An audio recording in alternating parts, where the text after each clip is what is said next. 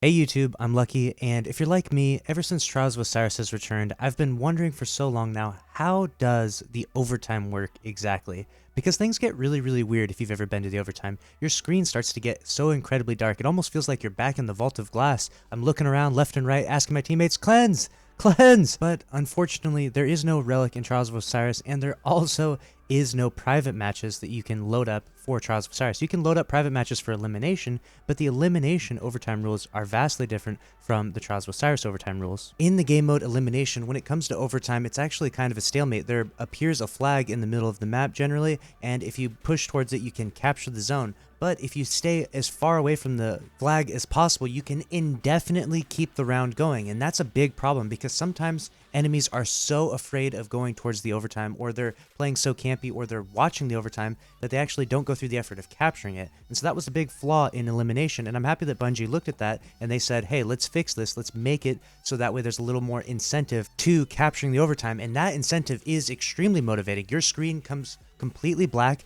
and if you let it go long enough, you will die. Yes, you heard it right. If you haven't experienced this already, which hopefully you haven't had to suffer through a team playing so passive or holding the overtime that you had to stay off of it for that long, but if your screen goes completely black, you will die, and the only way to remove the blackness from your screen is to go to the overtime. Now, initially, I thought, okay, well, what you have to do is start capturing the overtime in order to lose the darkness off your screen, but that's actually not the case. There's actually an aura or a radius outside of the overtime which will cleanse you, so you could technically have another indefinite round, but the chances would be so unlikely because you would have to have both teams, or you and the enemy, both on either sides of the overtime, which is very unlikely. Obviously, if you're standing there, you would want to shoot each other and not just stand there and have an indefinite round.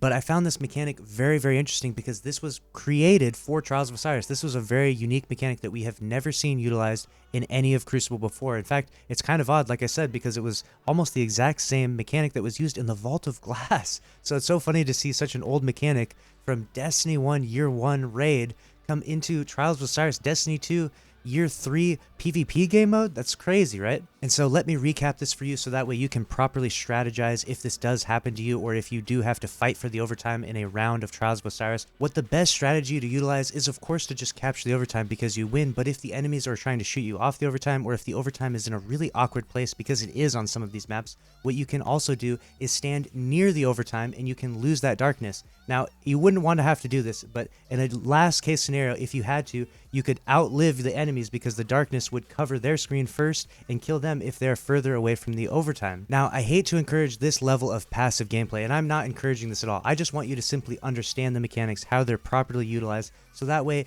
if it happens to come to it, if you're on Lighthouse game and you absolutely desperately need whatever it takes to win, and it comes down to the overtime, you know the mechanics so well and so thoroughly that you might just be able to utilize that knowledge to get yourself that first flawless.